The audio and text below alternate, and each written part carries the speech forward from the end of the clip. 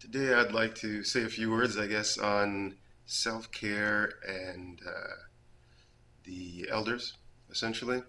And I think that when it comes to how we address health for them, we we kind of put everything in a pill form, for lack of a better way to put it.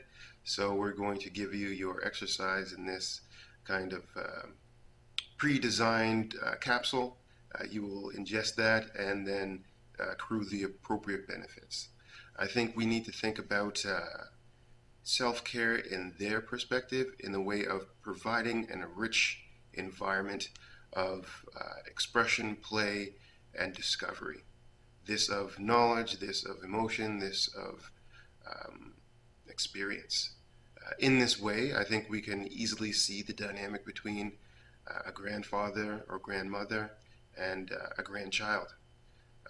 The child elicits the elder to become more active, to be more playful, to be more lighthearted, to think of the child more than themselves, therefore releasing their kind of lock on the vision of looking at the world, and in this way allowing new experience to flood the individual. This is the first time they are that age, and in that sense, all experiences should be new because it's from a different age of wisdom, insight, and experience.